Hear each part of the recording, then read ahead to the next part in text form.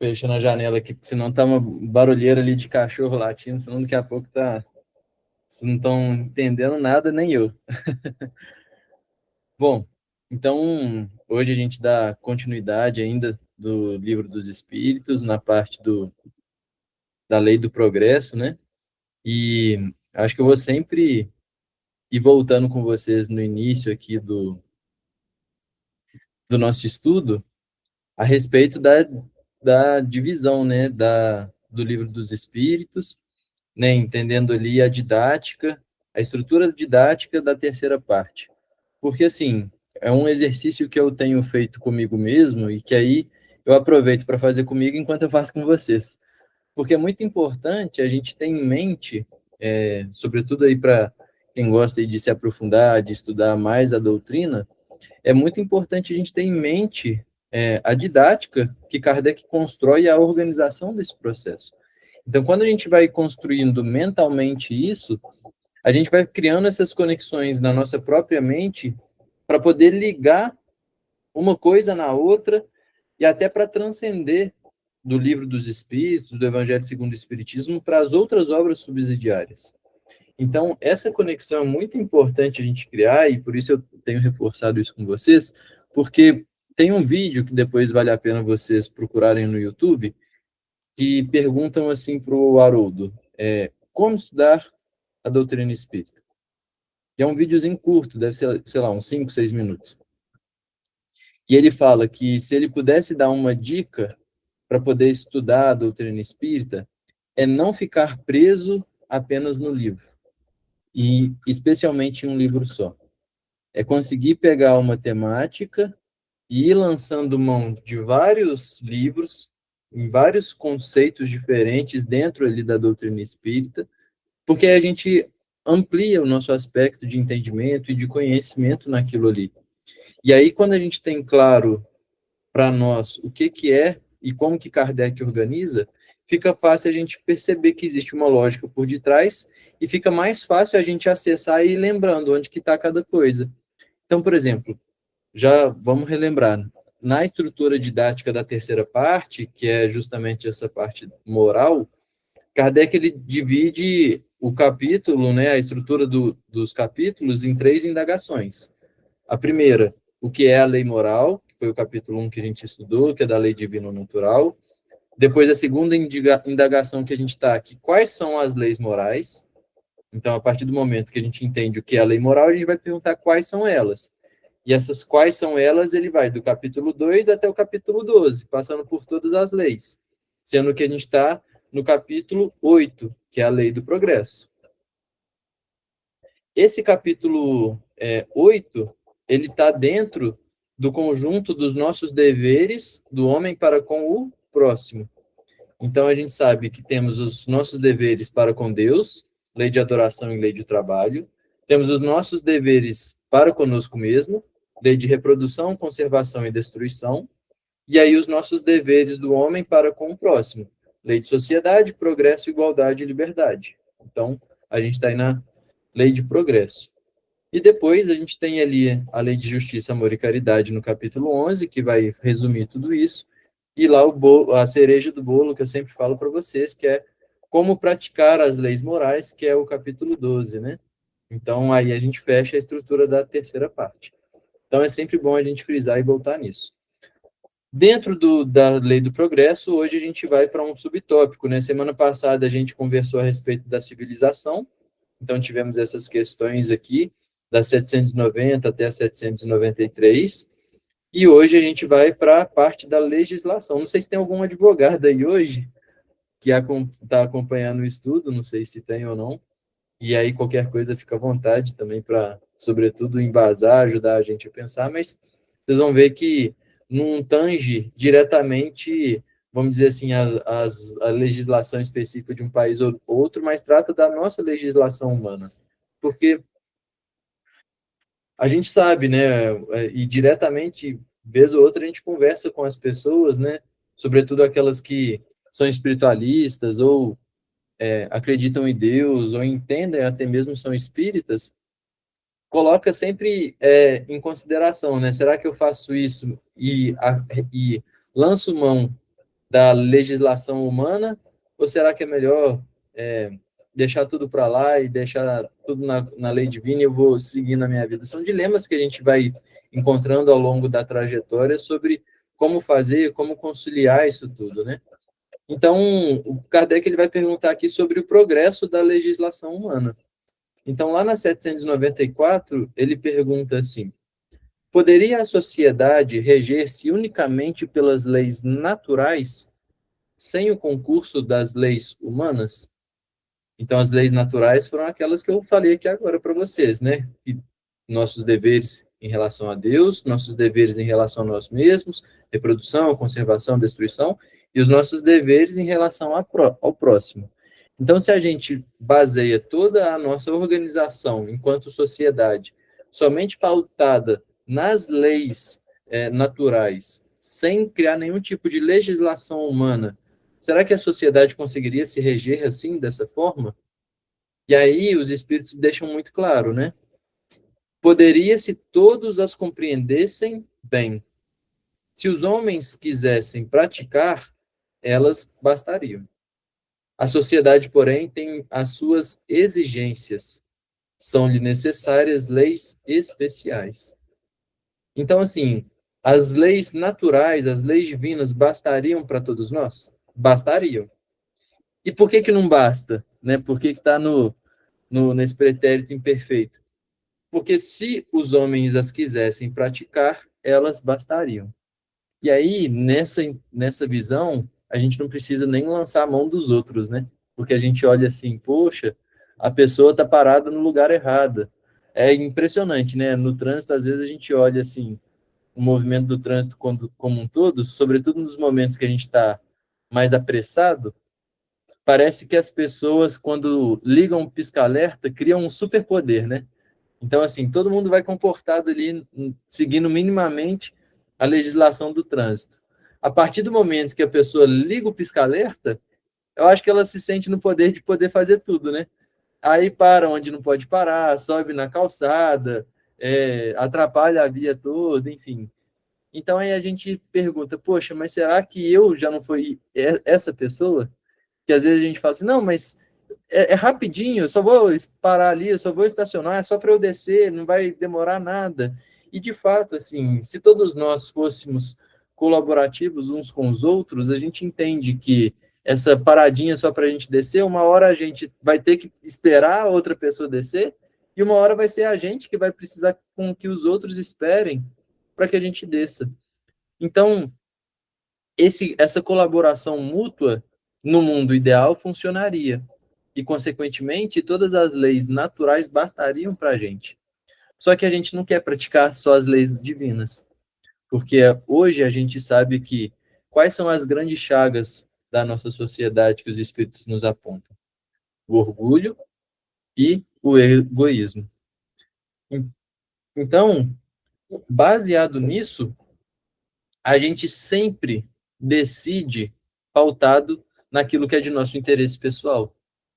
E quando eu decido baseado no meu interesse pessoal, eu esqueço de olhar a sociedade. Porque se eu faço as coisas pautados na lei divina, eu vou pensar assim, poxa, qual seria a melhor solução para todos?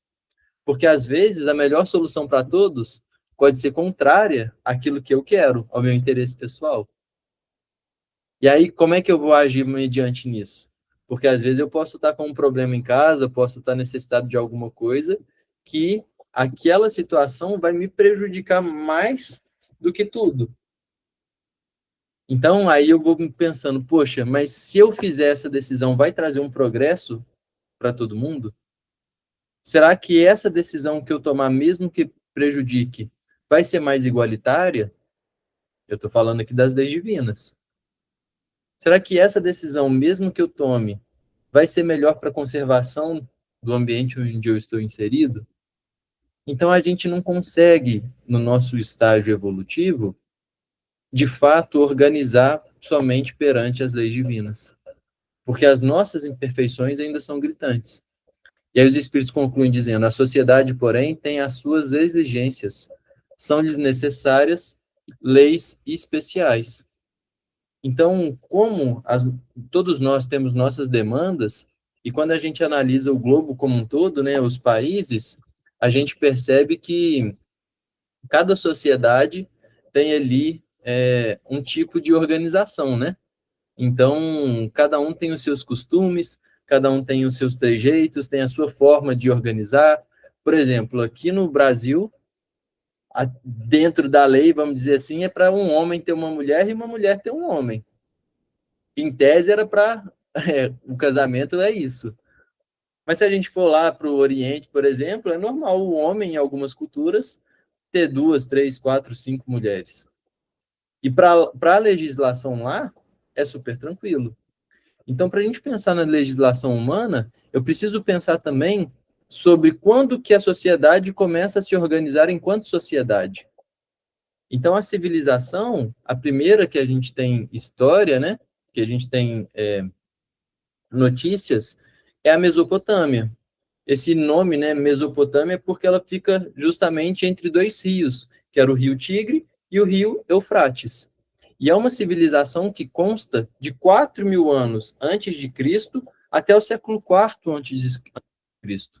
Então foi quando justamente a sociedade começou a se dividir em grupos. Então esse período da Mesopotâmia é um período muito extenso, mas que, consequentemente, tiveram diversos momentos ali de reinados diferentes durante todo esse período. Então, é uma civilização que marca a divisão entre a história e a pré-história, por conta dessa organização da civilização, e, sobretudo, por conta do surgimento da escrita. Então, surge a escrita, e a partir dali começa a divisão entre a pré-história e a história. Então, a escrita, ainda que fosse naqueles desenhos e tudo mais, é quando tem as primeiras notícias dessas notícias, as primeiras notícias dessa escrita, e ali começa essa divisão e começa, portanto, a sociedade a se organizar. E ela começa a se organizar como? Criando leis, criando normas de conduta.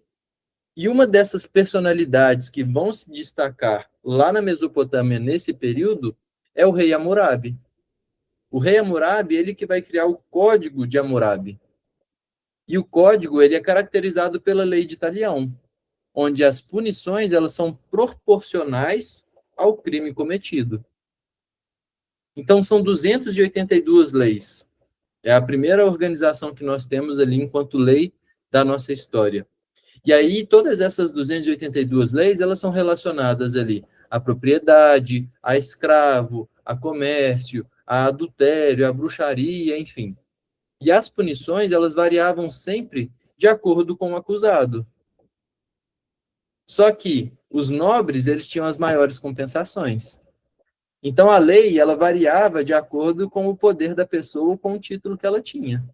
Se ela fosse uma pessoa importante e tudo mais, estava tudo certo. Agora, se não, ela estava enrolada, né? E aí é interessante porque a sociedade começa a se organizar dessa forma, mas era ainda uma lei muito frágil, mas muito pautada nessa lei de Talião, olho por olho, dente por dente, mas ela sofria esse ajuste, né, baseado em quem fazia. Então a sociedade ela tem as suas exigências e a gente precisa pautar baseado nisso, né? Tem que se organizar baseado na necessidade da nossa própria sociedade. Já na 795, Kardec vai perguntar: qual a causa da instabilidade das leis humanas? Então, a gente sabe, e aí eu já comentei aqui com vocês, que as leis divinas, elas são imutáveis. Isso não sou eu que falo. A doutrina deixa isso muito claro. Por quê? Porque se Deus é imutável e ele formulou todas as leis divinas, Deus ele tem que ser o primeiro cumpridor das leis divinas. E por consequência, as leis divinas elas têm que ser imutáveis. Elas funcionam em todo lugar e da mesma forma. Agora, as leis humanas, elas são sempre mutáveis. E aí a gente não precisa nem avançar muito, é só a gente assistir jornal, ler as revistas e tudo mais. É só a gente pegar a nossa própria história. Quantas constituições na nossa república já teve? Foram várias, toda hora está atualizando, está mudando alguma coisa. Veio a internet, por exemplo, precisou disso, de ter ali algumas regulamentações, algumas normas, né? E se eu estiver falando alguma bobagem aí, vocês me corrijam, mas tem ali agora as orientações, as leis pautadas nessas questões sociais, né? Nessas questões da internet. Então, existe uma instabilidade, sim, nas leis humanas, porque elas se tornam, de certa forma, passageira, né? E os espíritos perguntam, o Kardec pergunta, qual a causa dessa instabilidade? E aí os espíritos respondem, nas épocas da barbárie, são os mais fortes que fazem as leis, e eles a fizeram para si. Então é isso que eu estava comentando sobre lá no Código de Hammurabi. Os mais fortes formularam as leis que beneficiavam a eles mesmos, e as pessoas que não tinham poder, não tinham influência, ou nem eram fortes fisicamente, tinham que sofrer as consequências daquelas leis que eram imperfeitas. E eles continuam dizendo, à proporção que os homens foram compreendendo melhor a justiça, indispensável se tornou a modificação delas. Quanto mais se aproximam da vera justiça, essa vera justiça, pessoal, é um conceito filosófico que mostra como se fosse assim, um estado de imparcialidade, de equilíbrio, como se fosse um estado ideal de harmonia, onde os interesses eles são equilibrados, razoavelmente e sem parcialidade. Então, ela envolve reconciliação, reparação de danos, perdão, enfim. Então, é esse o estado da vera justiça, né? E aí eles continuam dizendo, quanto mais se aproximam da vera justiça, tanto menos instáveis são as leis humanas, isto é, tanto mais estáveis se vão tornando conforme vão sendo feitas para todos e se identificam com a lei natural. Deixa eu abaixar aqui para vocês. Pronto. Então, o que acontece? Quando a gente vai ali, né, nas infâncias da sociedade, as leis eram feitas pelos mais fortes, para si mesmo, refletindo esse direito. Então, quando a gente pega, por exemplo, a lei de Moisés, que é lá no Antigo Testamento, ela representou um avanço crucial, mas as suas regras eram mais antigas e severas. A lei de Italião é dessa época, de olho por olho, dente por dente. Era uma concessão à dureza do coração daquele povo. Essa lei de Italião, ela era uma forma mais primitiva da justiça humana. Ela não visava muito, por exemplo, a misericórdia, mas sim, ela tinha como finalidade impor limites, por exemplo, à vingança, impedindo que o mais forte destruísse o mais fraco por completo. Então, era uma lei transitória, que visava um progresso mínimo, dado a barbaridade daquele povo, mas também ela não visava ainda a perfeição dada a nossa imperfeição. Então, essas leis primitivas, elas intrinsecamente instáveis, porque eram injustas e geravam ainda sofrimento, sendo condenadas pela lei natural. Como o homem, a gente sabe, né, que o espírito não regride, o progresso incessante o força a rejeitar essas estruturas falhas. Então, quando a gente vai compreendendo melhor a justiça, a gente vai se aproximando e se identificando com a lei natural, que é a lei divina. Então, Jesus ele vem para reformar essa lei, substituindo justamente a lei de Italião pela lei de amor. Essa é a lei do Cristo. Ele ensinou que essa estabilidade só pode ser encontrada quando a lei é feita para todos, sem privilégios, e quando o senso moral vai se sobrepor ao interesse pessoal. Então, as leis humanas elas só se tornam estáveis quando se aproximar da imutabilidade da lei divina. Aí sim, a gente vai ter a lei humana de forma mais estável. Quanto mais a gente se aproximar, enquanto sociedade, de leis que se identificam com a lei natural, mais estável ela vai sendo. Então, a instabilidade da lei hoje é um sinal que o nosso senso moral ainda está pequeno, mas está avançando e exige justamente essa nossa reforma, né? Então, a gente sabe que, consequentemente, também essa lei divina está escrita na nossa consciência, né, como os espíritos disseram na 621, e quando a nossa inteligência se desenvolve, né, baseada aí também na lei do progresso, essa luz interna ela é acessada. E a lei humana não tem como se sustentar no erro, né? Então, o espírito ele é forçado, até mesmo pelas tribulações, a retificar todas essas estruturas, espelhando essa ordem interna para a ordem externa. E aí, enquanto eu consigo me organizar moralmente, intelectualmente, eu começo a espelhar, a externalizar tudo isso, né? Então, eu acho que a Leci tinha levantado aqui a mão também. Leci. Não, você já comentou sobre essa lei do sociedade antes, como você falou, daquele, né, como era formada, e depois veio Moisés. Então, isso quer dizer que, né, antes de Moisés, né, eles ainda, porque Moisés trouxe as leis, vamos dizer, naturais, assim, dentro do entendimento espiritual, né, eles não tinham ainda isso, né, mas já foram regidas essas leis, né, da terra, né, eles faziam essas leis, né, da terra. E aí Moisés trouxe depois, né, as leis, né, as 10 mandamentos, né, só Sim. que teve, por consequência, ele ser o legislador também, colocar as leis da terra, porque os espíritos naquela época não compreendiam ainda essas leis, né, mas esses povos antes, eles não tinham esse conhecimento, né, vamos dizer assim, né, dessa lei divina, né, lei natural, né, é isso, né, que eu entendi.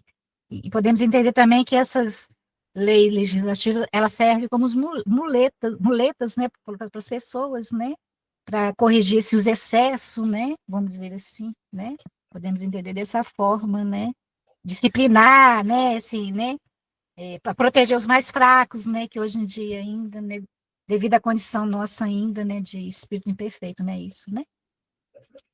Com certeza, assim, porque desde os primórdios, né, lá da Mesopotâmia, que eu falei com vocês, a partir do momento em que a gente começa a conviver em sociedade, a andar em grupos, tem essa necessidade de se organizar, né, de saber o que pode, o que não pode, como é que eles vão fazer isso. Então, a legislação humana, ela surge pautada nas nossas necessidades de convivência.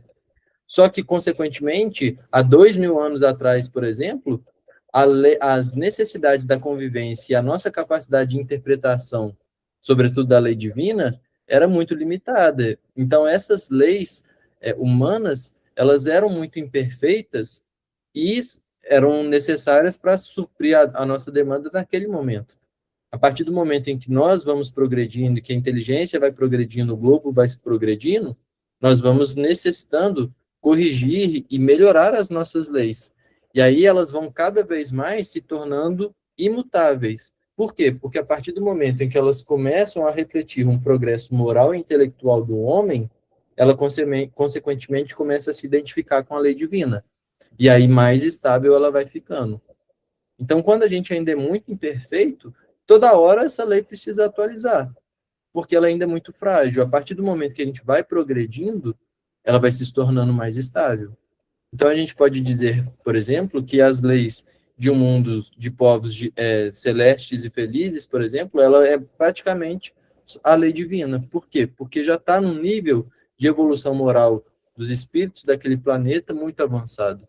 Então, a gente pode pegar até mesmo os nossos exemplos aqui práticos do nosso dia a dia.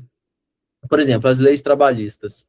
Há décadas, a lei permite jornadas de trabalho extenuantes e até mesmo, em alguns casos, exploratórias, né? Se a gente pegar, por exemplo, há 2 séculos atrás, a questão dos escravos aqui no Brasil, só em 1888 que foi abolida ali pela princesa Isabel, a condição dos escravos. Então, hoje, até mesmo a pressão social, a força mesmo das coisas, né, necessitam dessas reformas, a parte da inclusão social, enfim. Então, tudo isso vai sendo mutável, né, de acordo com a própria sociedade, vai percebendo a necessidade daquilo. Vamos ver, então, o que o Kardec ele comenta sobre essas necessidades aqui na questão 795. Ele vai dizer assim, ó, a civilização criou necessidades novas para o homem, necessidades relativas à posição social que ele ocupa. Essa questão da necessidade é sempre muito interessante e a gente precisa refletir sobre ela, né? Até ontem na palestra, ontem não, terça-feira na palestra lá no Fé, eu comentei com o pessoal, porque os espíritos perguntam, né? Como é que a gente consegue saber o limite do que é necessário para a gente? Porque hoje em dia na sociedade, no mundo capitalista que nós vivemos e que trouxe o maior progresso para a história da humanidade, a todo instante a gente vai sendo bombardeado de informações que mostram que a gente precisa das coisas. E a gente vai criando até mesmo falsas necessidades, necessidades que não são reais, de fato, para o espírito. E os espíritos, Kardec pergunta para os espíritos na 715, como é que a gente pode saber o que de fato é necessário? E os espíritos vão dizer para a gente, através da nossa... O homem que é ponderado, dizem os espíritos, vai saber através da intuição. Mas a maioria da gente só vai saber através das experimentações das suas próprias custas, ou seja, a gente só consegue identificar essas necessidades novas baseado na nossa intuição, usando o bom senso, usando a ponderação. Quando a gente não utiliza isso, a gente acaba ultrapassando essas necessidades e sofrendo aí as consequências de ultrapassar isso. Então, uma coisa é fato, a sociedade hoje de 2025 tem uma necessidade que é diferente da de 1925 e que é diferente da de 1825. As necessidades são diferentes, a civilização mudou. Então, essas necessidades relativas à posição social que nós ocupamos, elas são diversas. E aí o Kardec continua, tem-se então que regular por meio das leis humanas os direitos e deveres dessa posição. Então, a partir do momento em que a sociedade muda e cria-se novas necessidades, essas leis humanas, elas precisam também se atualizar para garantir os direitos e deveres de cada um nessa nova sociedade. Influenciado, porém, pelas suas paixões, o homem não raro há criado direitos e deveres imaginários, que a lei natural condena e que os povos riscam de seus códigos à medida que progridem. Então, a gente, motivado aí pelas nossas paixões, criamos direitos e deveres imaginários, ou seja, que não são reais, que existem somente na imaginação. A lei natural é imutável e a mesma para todos. A lei humana é variável e progressiva. Na infância das sociedades, esta só pode consagrar o direito do mais forte. Então, a lei humana, ela ainda é variável e progressiva. Progressiva porque tudo está inerte e está submetido à lei do progresso. Então, vai atualizando. Mas ela é variável. Variável nos países e variável na condição moral e intelectual de cada ser humano que vai influenciar a execução e a criação dessas leis. Agora, a lei natural, a lei divina, ela é imutável e a mesma para todos. Então, não importa se eu sou brasileiro e estou submetido às leis do Brasil, não importa se eu estou lá nos Estados Unidos, se eu sou chinês, se eu sou australiano, não importa onde eu moro, nem nada disso. A lei divina, a lei natural, vai me medir, vai me julgar, vai olhar a minha situação da mesma forma, independente de naturalidade, moradia, homem ou mulher, crença, credo, nada disso importa, né? Então, consequentemente, a lei natural, a lei humana, ela é mutável e variável, né? E progressiva também a todos nós. Deu para diferenciar, pessoal, entender a diferença das duas leis e como que elas vão se comportando baseado nas nossas necessidades? Ou está um pouco confuso? Deixa eu abaixar mais um pouquinho aqui só para a gente ler. Celinha. Você colocou das questões trabalhistas, a gente vê também, né, Pedro, a questão dos transportes. Antes a lei era para carroça, para cavalo, né? Como é que era o trânsito de cavalos, carroças, depois já vem as leis para automóveis, agora é automóvel, moto, é um monte de coisa que vai tendo que ir regulando também, né? E aí o trânsito de dados, né, com a questão da internet, tudo isso vai exigindo mesmo uma criação de novas leis, né? Com certeza. Assim, a própria sociedade a ciência vai evoluindo, a tecnologia vai evoluindo, vai criando novas coisas e precisa naturalmente organizar tudo aquilo, né? Mas a gente vê, assim, olha que o nosso nível, né, há pouco tempo atrás, que é essa parte dos escravos, assim, me choca muito, porque a Inglaterra, ela teve o movimento decisivo, né, de lutar vamos dizer assim, meio que obrigar o Brasil a, de fato, a fazer essa abolição da escravatura. Mas o Brasil foi um dos países que mais demoraram a, de fato, acabar e assinar a abolição, e a gente percebe que, assim, as pessoas, né, que viviam aqui no Brasil Império, por exemplo, ali na chegada de Dom João VI, com a família real portuguesa, as pessoas não conseguiam conceber os brancos trabalhando. Todo o trabalho manual deveria ser feito por escravos. Não existia a noção de trabalho, vamos dizer assim, o trabalho manual, melhor dizendo, né? Então, por exemplo, se o rei, se o Dom João VI ou qualquer membro da família real fosse de um lugar para o outro, ou ele iria de carroça, ou ele iria naquelas redes, né, assim, como se fossem redes assim, sentados nisso e dois escravos na frente e atrás, empurrando para ele não andar. Então, você vê, eram leis que praticamente não tinham. Os engenhos, a lei favorecia quem? Dos escravos? Favoreciam os donos de engenho de açúcar, favoreciam os traficantes dos escravos, mas eles mesmos quase não tinham nenhum direito. Depois eles poderiam até comprar a sua liberdade. A sua liberdade era muito cara, né? Assim, eles tinham que pagar para o seu senhor o dinheiro que eles tinham conseguido fazer de hora extra em outros serviços, vamos dizer assim, até quitar o valor que o cara pagou e ele poder, então, ser liberto. Então, você vê, isso está ali atrás, é pouco tempo. Então, por exemplo, hoje a maioria dos brasileiros são empregados via CLT, né, que foi uma lei trabalhista aqui no Brasil. Só que ela é uma lei que foi criada há um tempo atrás. Assim, já precisa passar por atualizações também. Por quê? Porque a sociedade vai mudando, a forma de trabalho vai mudando, as necessidades individuais vai mudando, então precisa também passar por esse processo, né? Então, à medida que a sociedade vai evoluindo, a tecnologia vai avançando e vão criando novas necessidades, todas as leis precisam também passar por atualizações. Leci. Ô, Pedro, você falou, né, que quando existe esse avanço moral, né, as leis elas se renovam, né? Mas também pode ter o contrário, né? Quando a sociedade regride moralmente, as leis elas podem também piorar, né? Porque aí existem os interesses aí pessoais, os interesses pessoais, né? Assim, vamos dizer assim, favorecer grupos, né? Para proteger um poder, né? Para oprimir, vamos dizer assim, né? Para controlar alguma coisa, né? Eu acho que isso hoje está muito nítido para a gente, né? Não sei, pode ser isso também, né?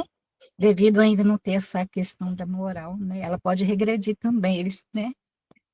Fazer aquela lei moral, né? Com a lei inferior, né? Pode ser, não pode?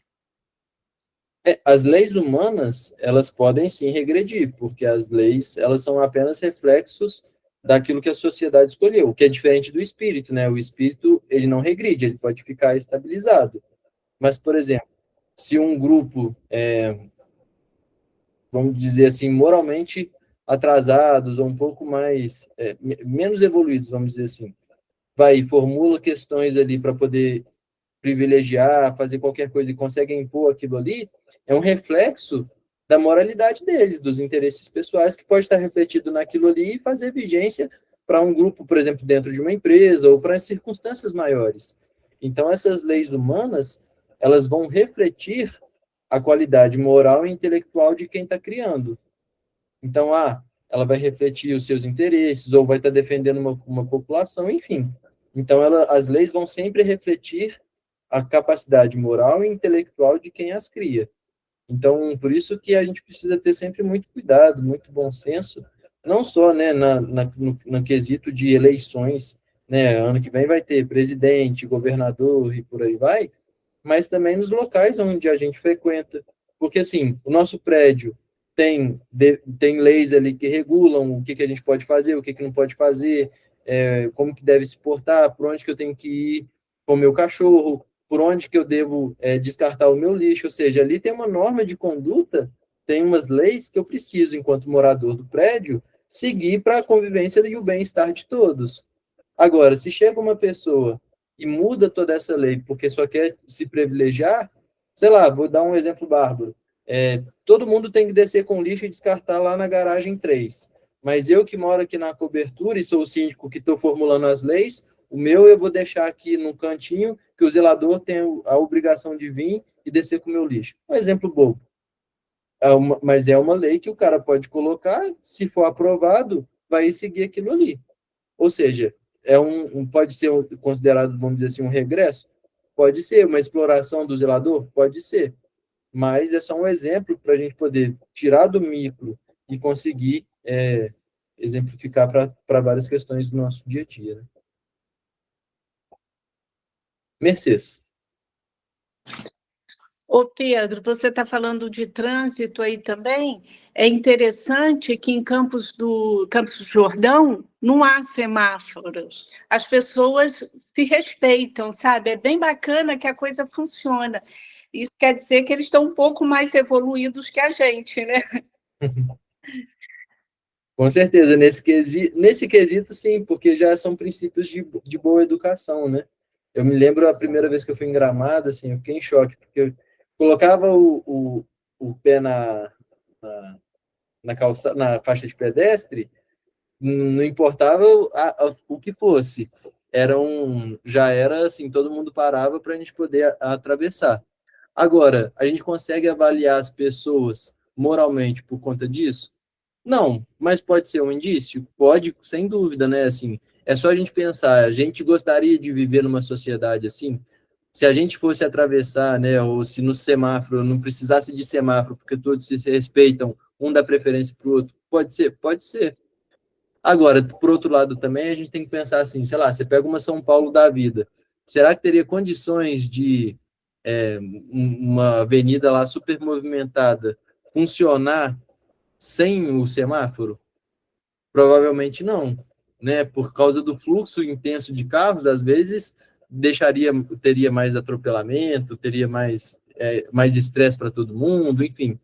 Então, por isso que é difícil avaliar, mas que é bom a gente ter esse contato de pessoas que respeitam, se preocupam com o outro, com certeza é.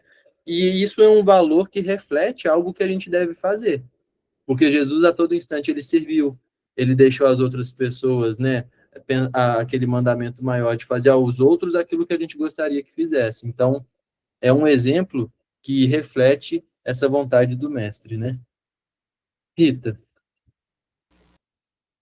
As leis humanas, né, elas vêm evoluindo também, né, progredindo. Você vê, antigamente não tinha lei contra racismo, homofobia, e hoje em dia já é coisa. A Lei Maria da Penha, por exemplo, foi um avanço, né, para a nossa sociedade, embora ainda aconteça muitos e muitos casos. E eu me lembro, quando eu era criança, não faz muito tempo, tá, gente? Faz pouquinho. Quando eu era criança, fumar em um ônibus era normal. Entendeu? Era um caos. Você entrava dentro do ônibus, um ônibus lotado com opção de gente fumando. Entendeu? Dentro dos ônibus. Hoje em dia já não é permitido fumar em recinto fechado. Quer dizer, são pequenas coisas que vai evoluindo, né? A reciclagem hoje em dia, entendeu? Embora tem muita gente que ainda, mesmo tendo, né, não é considerado uma lei, né, mas uma norma, não, uma coisa para ser seguida, muita gente ainda não segue, mas que é importante para a sociedade. Uhum. À medida, né, que a sociedade vai evoluindo, né, vai melhorando muita coisa. Com certeza. Esse exemplo que você trouxe aí, Rita, foi muito rico, né? Porque, por exemplo, a Lei de Maria da Penha é de 2006, assim, é bem recente ainda. Essa questão que está em voga, né, do feminicídio, e foi até, acho que foi essa semana ainda, que teve, acho que foi alguma data, assim, importante, tiveram algumas manifestações nesse sentido, é de 2015. Então, eu até peguei aqui agora na internet, ó, em 1932 foi quando as mulheres garantiram o direito de votar. 1932 está ali. Ou seja, antes disso a mulher não podia nem votar. 1974, quando elas conquistaram o direito de ter cartão de crédito. Olha isso, antes a pessoa não podia ter cartão de crédito, a mulher, né? 77, a lei do divórcio. 1985, foi criada a primeira delegacia de atendimento especializado à mulher. 2006, Lei Maria da Penha, 2015, Lei do Feminicídio. Então, assim, a gente percebe que está havendo movimentos de atualização e de igualdade perante todos da sociedade, né? Então, quando a gente olha, às vezes, com uma visão muito estreita, a gente pensa assim, nossa, não tem jeito, não está avançando nem nada. Mas quando a gente olha com um aspecto mais afastado, a gente percebe que, mesmo que aos poucos e num ritmo menor do que a gente gostaria que fosse, está havendo, sim, um progresso dessas leis, um progresso da sociedade, mesmo aqui no Brasil, né? Mais alguém, pessoal? Alguma consideração ou pergunta? Bom, então vamos ver a 796. No estado atual da sociedade, a severidade das leis penais não constitui uma necessidade? Então, eles querem saber sobre a questão da severidade, né, das leis penais. E os espíritos respondem: uma sociedade depravada certamente precisa de leis severas. Infelizmente, essas leis mais se destinam a punir o mal depois de feito do que lhe a secar a fonte. Só a educação poderá reformar os homens, que então não precisarão mais de leis tão rigorosas, né? Então, a severidade legal é um sintoma de uma sociedade onde o egoísmo e o orgulho, e até mesmo a nossa cobiça, ainda predominam, né? Então, a lei humana, nesse contexto, ela serve como se fosse uma muleta para evitar que o caos social se instale completamente. Então, quanto mais depravada for uma sociedade, maior vai ter que ser a penalidade, né, a severidade das leis para garantir um mínimo de estabilidade, um mínimo de caos, de ordem, né, para não ter o caos completo. Hoje, a gente percebe que uma das maiores falhas do nosso sistema aqui no Brasil e que causa uma insegurança muito grande não é nem a questão da polícia prender, né, às vezes o traficante ou a pessoa que rouba ou a pessoa que infringe as leis aqui no Brasil. A questão é que ela não fica presa. E aí a reincidência é muito alta. Então, assim, a própria ciência já pegou estudos ali mostrando que se de fato as pessoas cumprissem o mínimo de, de pena, né, assim, o que foi de fato previsto pela lei, os números despencariam assustadoramente. Então, alguns países, quanto maior for essa essa depravação, vamos dizer assim, da sociedade, maior vai ter que ser a pena. Só que, olha, o grande ponto aqui, que eu acho bacana dessa questão, é porque é isso que talvez mais difere a lei humana da lei divina.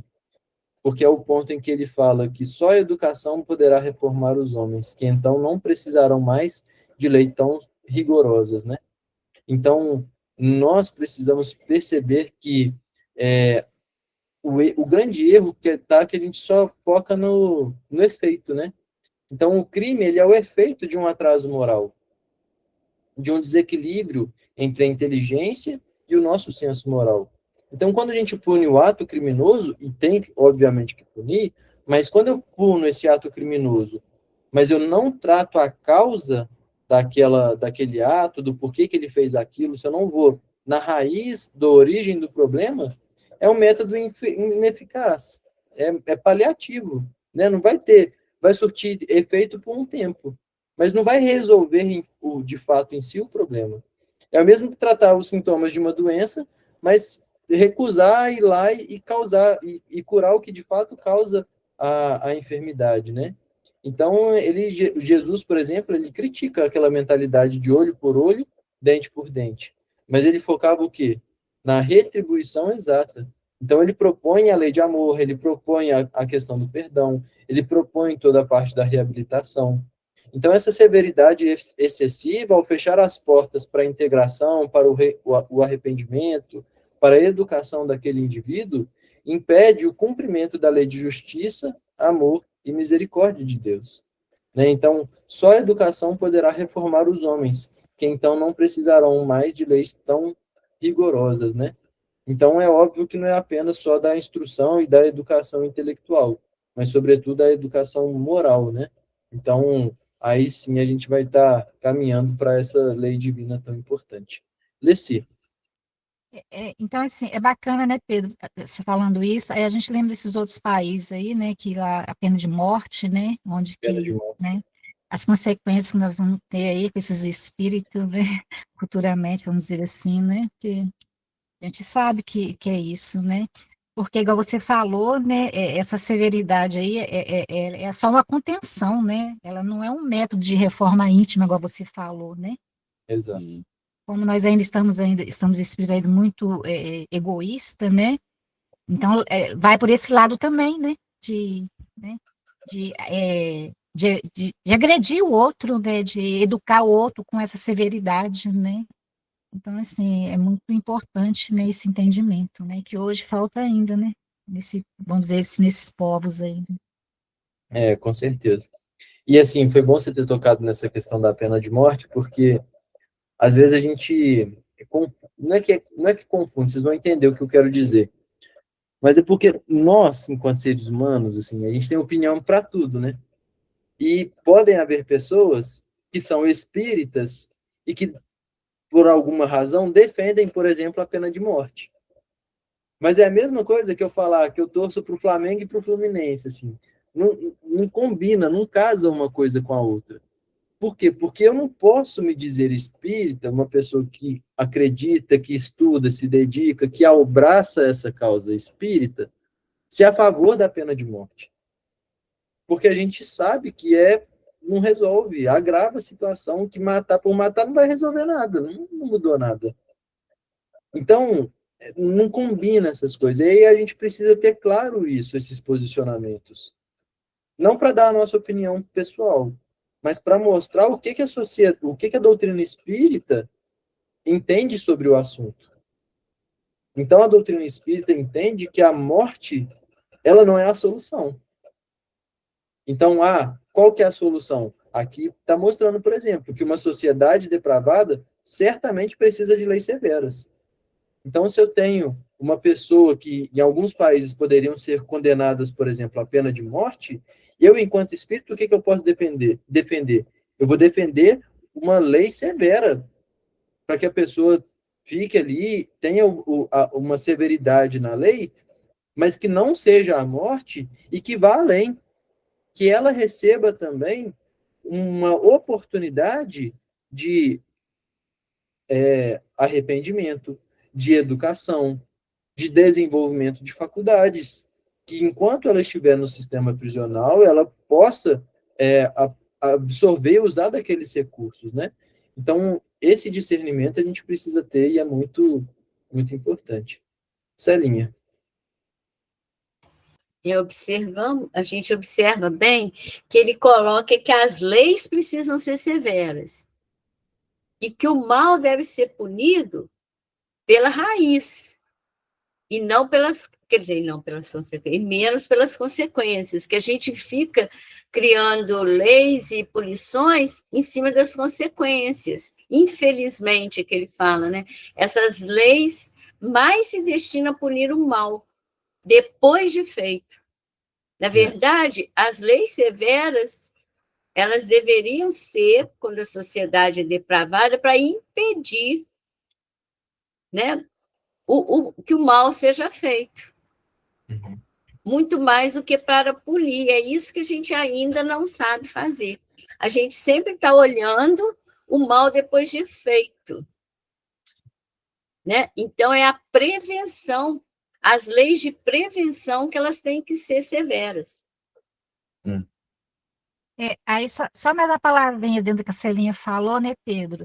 O que é isso, né? Essa transformação desse indivíduo, né, desse ser, né? Aí, igual você comentou já, que fala aqui que é a educação, né? É a oportunidades, né, para esse irmão, vamos dizer assim, né? A moralização para ele, né?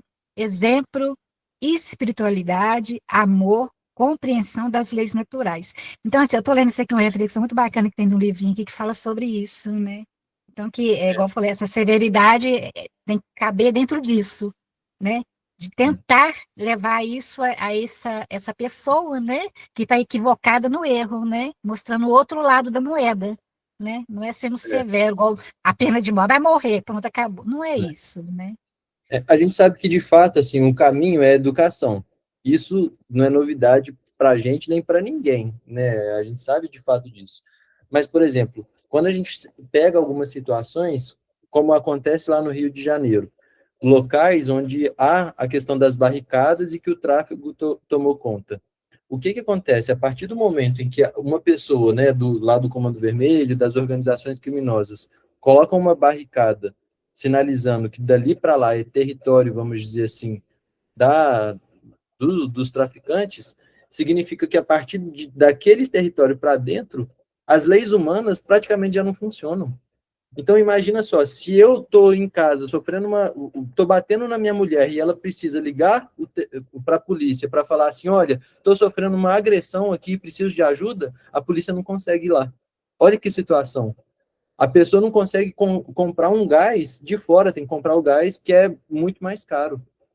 Então, a gente tem sim que criar, obviamente, essas leis para poder já conseguir cortar isso, para dar o mínimo de dignidade que as pessoas que não moram lá têm. Mas como que eu de fato educo? É pegar a pessoa que... Como que eu de fato resolvi isso? É pegar as crianças, né, como disse aí no comentário, que moram e vivenciam aquilo lá e conseguir tirar elas para poder educar. Só que para eu poder chegar lá, eu preciso, às vezes, usar de leis que são duras, né, que são severas. Então, hoje, aqui no Brasil, por exemplo, né, que é mais fácil a gente falar da nossa realidade, a gente vive situações muito delicadas, né, onde temos áreas assim que a legislação brasileira ela não funciona. O que funciona é o que os traficantes impõem e ali acabam sendo as pessoas que moram ali completamente escravizadas e torturadas pelo tráfico e não tem o que elas fazerem, né? Não tem recurso. Então é uma situação muito triste e que a gente tem que orar muito, pedir muita ajuda e pedir auxílio de fato para a gente conseguir resolver esse problema, né? Tinha alguém que tinha levantado a mão também aqui, mas eu não estou achando. Alguém queria fazer mais algum comentário ou não? Ou podemos seguir? Bom, então vamos lá. 797. Como poderá o homem ser levado a reformar suas leis? Isso ocorre naturalmente pela força mesma das coisas e da influência das pessoas que o guiam na senda do progresso. Muitas ele já reformou e muitas outras reformará. Espera. Então é aí a questão da paciência, né? Mas é uma espera do verbo esperançar. E o verbo esperançar, ele não significa assim, vou ficar aqui sentado, cruzar meus bracinhos que tudo vai resolver. Não, eu preciso ir atrás, eu preciso fazer a minha parte, eu preciso reivindicar, eu preciso defender os valores cristãos, eu preciso me posicionar, eu preciso fazer acontecer. Mas tem coisa que leva tempo, não tem jeito. Uma vez eu escutei uma frase que diz assim, não tem como, se eu quiser ter um filho agora que nasça em janeiro, eu não posso engravidar 9 mulheres diferentes para achar que nisso vai dar os 9 meses para eu poder ter um filho no mês que vem. Não dá jeito. Eu tenho que engravidar uma mulher só e esperar os 9 meses para a criança nascer. Então, tem coisas que, por mais que eu queira, que eu faça, que eu ache que vai dar jeito, tem coisa que leva tempo. Então, naturalmente, com o passar dos anos, com o progresso acontecendo, as leis elas vão sendo reformadas pela influência das pessoas que o guiam na senda do progresso. Aí é que está o grande diferencial. Será que nós também estamos colaborando e influenciando para o progresso? Ou estamos influenciando apenas para o meu interesse próprio? Esse que é a grande questão. Eu também outro dia escutei uma frase, eu não me recordo agora de quem quer que seja, mas era de um presidente da República. E aí ele perto assim da sua morte, eu não sei se foi um relato, se ele falou para alguém, mas o que vale é a frase, a lição moral da frase, não importa assim a circunstância nem a pessoa que falou. Ele falou assim: nos meus X anos de mandato enquanto presidente da República, as pessoas só me procuravam para saber sobre elas mesmas, para os interesses de um grupo A, B, C ou D. Poucas foram as pessoas que de fato me procuraram para pensar sobre o progresso do Brasil. Então a gente precisa se perguntar, né, se as coisas que eu tenho feito visam apenas me beneficiar visa beneficiar o meu condomínio, a minha rua, o meu bairro, o Brasil como um todo, né? O ambiente como um todo onde eu estou inserido. Então, isso é muito importante, porque a gente tem uma colaboração direta. Não tem como eu reclamar da pessoa que faz a lei do meu condomínio, da que faz a lei do meu trabalho, da que faz a lei da minha cidade ou do meu país, sendo que quando eu posso influenciar ou decidir ou pedir qualquer coisa, eu estou falando só do meu próprio umbigo. Aí é muito fácil eu criticar lá em cima e fazer diferente, né? Então, a gente precisa refletir sobre isso também. Bom, é isso, pessoal. Mais alguém quer fazer algum comentário, alguma pergunta? Se não, é contigo, Sarinha.